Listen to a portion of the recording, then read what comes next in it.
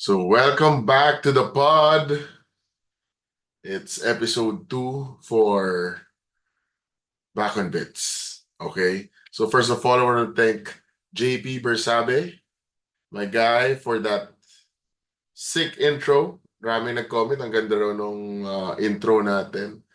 Super random lang yun. Nasabi ni JP, bro, ako nagagawa ng intro mo. Tapos, sabi ko, bahala ka na. Ito gusto ko, ganyan. And he made it happen. Super professional, this guy. Thank you, bro. So, okay, let's go to the pod, and it's episode 2. And today's topic is a little more serious. By the way, before we start, well, dito ko nakuha yung, ano ko rin, yung topic ko. We started like a burger joint, burger shop in Arcovia. It's called Flipside Burgers in they have two branches. The first one is in Gude in UP, and the second one, which we started, is in Arcovia. So please visit the Arcovia branch, and on weekends I'll be there. If you guys are going, let me know so I could go if I have time. If I don't have a game or anything, I'll go and let's have a quick chat over there. So this topic came about because someone asked me earlier while we were eating there, asked me if sabi sa akin, so ano na ginagawa mo? Ano work mo? Ganyan-ganyan. And then sabi niya, tumigil ka na pala mag-basketball. Kailan ka tumigil? So I think this is a very tough topic uh, to discuss, but let's do it. So backtrack lang. I started working and I quit back in 2022. I guess that was around April or May. March or April or May, somewhere there. And it's talagang zero basketball from almost every day playing. So when do you know when it's time to quit? When it's time to let go of your first love? When it's time to let go? When it's time to hang those shoes and just say, I'm done with basketball. So the thought process was really hard. I think during the pandemic, it started already bugging me, or like um there were days na sa isip ko sinasabi ko, maybe it's really time to look for a job, like a corporate one. I went to Ateneo, ito na yun, magagamit mo na yung pag-aaral mo sa Ateneo, pag-apply ka na. Ang daming pumapasok sa isip ko during the pandemic, until kasi walang basketball nun eh. I did have a contract na sa 5-on-5 with San Miguel. I was reserved practice player for a while. And then biglang there was an offer to play PBA 3x3. So PBA 3x3 almost started right before pandemic. Then pandemic came, so nag-stop siya. And then yan, around 2021, biglang tinawagan ako if wanna play 3x3, yung PBA raw. Magkakaroon ng 3x3. It's another avenue for players to have a job, to maybe another step to get back to the 5-on-5. And I know that in my heart at that time, I still wanted to play. So I said yes automatically.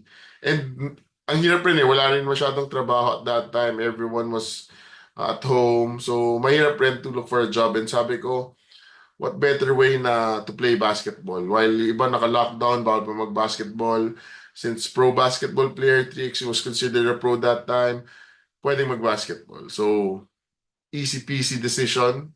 Went playing 3x3 2021 for San Miguel. And then a few years, or a year lang, a year, or less than a year. So it went well.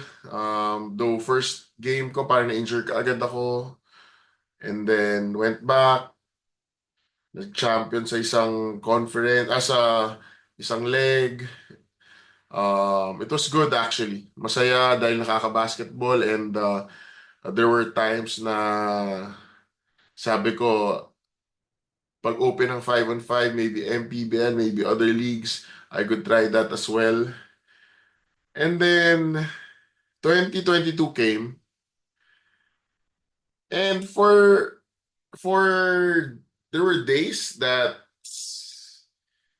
I felt like not going to training anymore.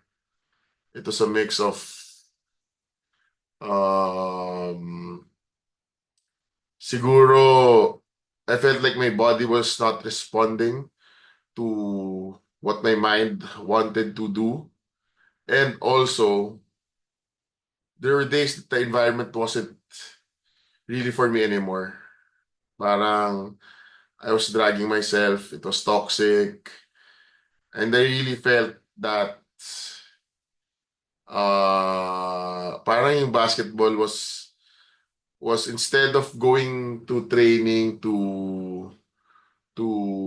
usually it's a place where hindi ka mag-iisip, hindi ka masa-stress, hindi ka dapat na toxic. Medyo there were times na it was getting toxic, times na bakit mas iniisip ko to, parang mas napapagod yung utak ko. Where, in fact, before, pag nagbabasketball, baliktad eh. Yung katawan yung napapagod, pero yung utak parang buhay na buhay. If you know what I mean. And then, sobrang hirap na for me at that time dahil, yun nga, wala na sa utak ko to go to training. And then, so started 2021, di ba? Then 2022, parang third conference ata yun ng PBA. And then I got injured again. It was a bad injury. I had to do an MRI. Well, not so bad kasi not so bad dahil it could have been worse raw, like an ACL or mga ligament tear. So, went there and then had an MRI kasi parang for 7 to 10 days I couldn't even go up the stairs. As in nakakatawa dahil one step at a time, and then sobrang sakit ng knee ko, yung sa harap ng knee. And then riding the car, binubuhat ko yung left leg ko going inside the car dahil sobrang sakit. Tapos wala talagang, hindi ko talaga maangat at that time. After the MRI, sabi, parang patellar tendonitis lang na severe and may parang scratch yung ligament ata but nothing so serious. So, safe pa rin. And then, I had to sit out for a few weeks. I think 4 weeks. Bago ulit mag-grand finals. I told the coach and management na hindi ko ata kaya maglaro but they said I have to play. Kailangan raw. So, I fast track. Medyo wala akong shape to play in that last conference. And that moment, yung injury na yon, parang sinabi ko parati lang ako injure. Maybe because I was not in my best shape also, but maybe because also na my heart wasn't there anymore. Kaya ganun nangyayari. So this is what happened during that time when that was happening. Hold on. When that was happening, a colleague or who is my boss now, colleague sa Ateneo. Didn't work with her directly. Um, Erica called me siguro mga Feb or March, what my plans are. Parang I think she knew I was playing 3-on-3. And then she asked me what my plans are in the near future, or kung mag-3XT pa ba ako, ganyan. Sabi ko, I'm playing 3XT now, parang ayun lang yung pinaka nangyayari now. But I'm looking for something else at that time, I told her. And then, super swerte. Parang God sends you signs talaga, and that helps you decide if easily. At that time, I think she was called also by, or she was given a job to be the deputy event director of the FIBA World Cup that happened in 2023. So, yung nangyari doon, super sakto dahil she called me and then she asked me if I wanted to work for her sa FIBA World Cup. So I asked a few questions if I could still play while doing that since I was a consultant. At first, she said yes naman. And then when she said yes, so I said, parang halos hindi na ako nag-isip actually. Medyo nakakatawa kasi parang hindi pa ako nag-yes tapos parang she took it as a yes already. Ganito yung makukuha, ganito yung kailangan ko gawin. This is yung JD, job description. Um, but to be honest, it wasn't hard. It wasn't a hard decision to say yes. Kasi number one, I took it as a sign na maybe it's time to let go of basketball. Time to hang those shoes. But also, my next job is still about basketball and might be bigger than what I was doing, or it was bigger than what I was doing. Helping her and the big group stage the FIBA World Cup 2023 was at that time parang hindi ko pa na-imagine na ganun kalaki, pero I knew that there was something, na it was something big. So I said yes, or parang hindi nga ako naka-yes pero I started already while playing. Kasi work from home parang naman at that time eh. So kaya pa ipagsabay. It was February, March. And then it came to a point, fast forward tayo na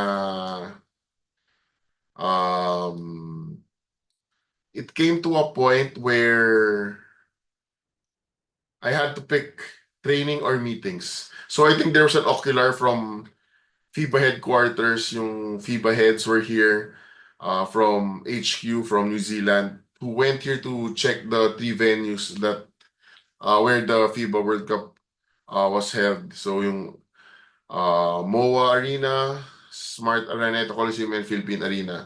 So I wasn't able to go to Philippine Arena and the one in MOA Arena because I had training and then we had a game. Yung game na yun was the grand finals na. And then so hindi ako nakapunta. Nakapunta ako sa Araneta. After that day, yung sa Araneta, napaisip ako kasi I was working for like a month or a month and a half pa lang when that happened. Sabi ko, sakto to. Kasi if I wanted to excel in this new job, I have to give my 100%. Ako kasi yung tao na when I do something, I wanna give my 100% all the time. And I couldn't give my 100% sa job ko if I'm gonna miss these big meetings, big oculars where I have to meet the people I will work with in the future.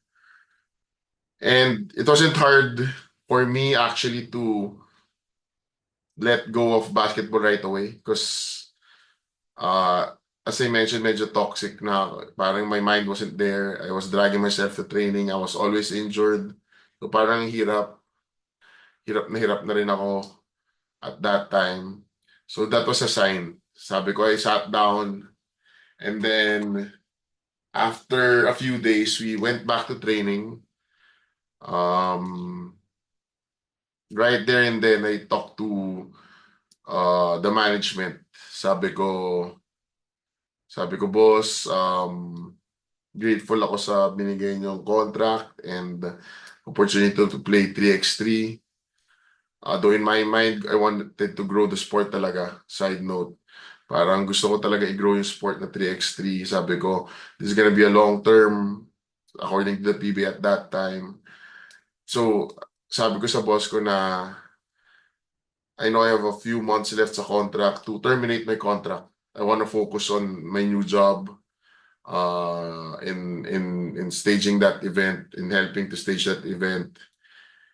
And ayun, sobrang bait naman nila. They said they understand. They wanted me to, at first they wanted me to finish my contract kasi may isa pang conference coming up. Pero it wasn't a big deal naman at the end of the meeting. They said they'd support me and walang problema raw dun sa decision ko. And there, from that day on, that was the last time I played pro basketball in Grand Finals and 3x3. And papareminis ako now. Kasi I gave it my all that time as well. When I went back to 3x, even though I was in the best shape, may times na talagang kinakramps ako halos every day just to try my best. So, was it hard? Yes and no, as I mentioned. Yes, at that time, not so much because my mind wasn't there anymore. But yes, because I still miss it until now. The competitive grind, the 3-hour practice, then you go home. Ito yung pinaka nami-miss ko actually. Uh, you practice for 3 to 4 hours. Kasama na din yung workout, yung weights, yung extra mo. Mga 3 hours, 4 hours, 5 hours at max siguro. Kasama na yung workout, weights mo, ganun. And then you just go home, load ng Netflix, di ba? Load ng TV. Pero I think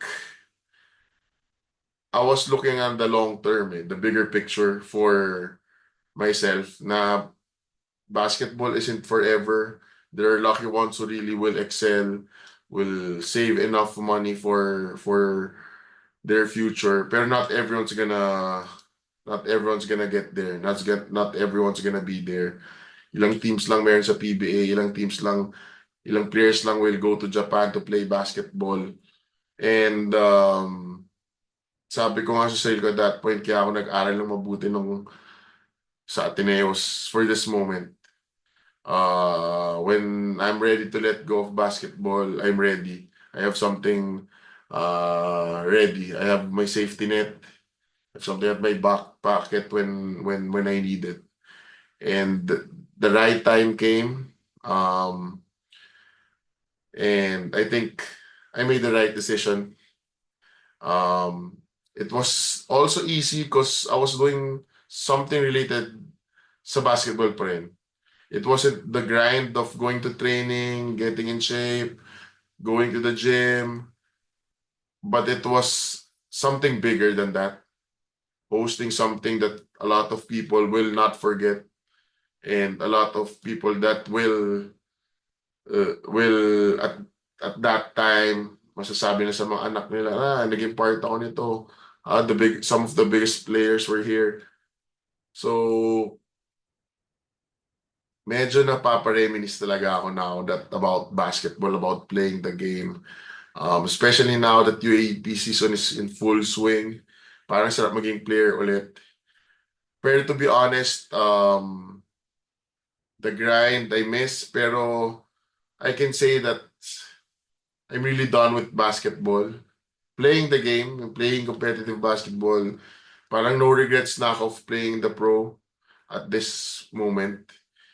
And letting go of something you love since you were a kid is hard, pero it's fulfilling when you know that when you moved on from that stage or from that whatever you were, you think na it's gonna be forever. Knowing that okay ka na, knowing that hindi mo na siya hinahanap parati, and parang kaya mo ng manood ng basketball 5-on-5 3x3 na hindi mo sinasabi sa sarili mo na ay parang gusto ko pang maglaro ah. Parang nandun ako sa stage na pag niyaya mo ako mag-basketball like 3 times a week, parang okay na, pahinga na lang ako. Nandun ako sa stage na parang naka-move on na ako na yung basketball was there for me. But there are things that will not last forever and we all know that. Lalo na sa mga basketball players. Kahit yung mga guys who are playing at 41, 42, now, they know na it's almost near. I support them if they still like playing, and some people really prolong it. Naglalaro pa sa MPBL. Go lang if that's your thing. Parang to each of his own. Pero for me, I knew it was time when that offer from my boss came. Sakto yung my mind wasn't there sa basketball, kaya nagpapasalamat ako sa Diyos dahil super perfect timing. And not everyone will get that opportunity, for sure. Some will still play and good for them. I know guys who are still playing and they're still having fun, big money. Happy for you guys. But for me at that time, when that happened, I think it was the right time to let go of basketball. It wasn't that easy. The science made it easy, but doing something for I don't know 30 years. When did I start? Maybe 20 plus years, almost playing basketball, training, working out every day, and in a snap, pumasok sa utak mo na ayoko na. It was time to let go. So again, guys, I'm gonna end it here. I just wanna share to you that um, a lot of things won't last forever, and even your first love, for me that was basketball, and then yun, nalungkot ako ng konti, pero no regrets. So before we end the pod, again, I'm inviting everyone to visit Flipside Burgers in Arcovia. Makikita niyo naman yung sign. It's in front of Mary Grace, beside Caltex and the Landers. May parang food truck area doon. So please visit that shop, and then let me know if you're going. And that's it. Peace out.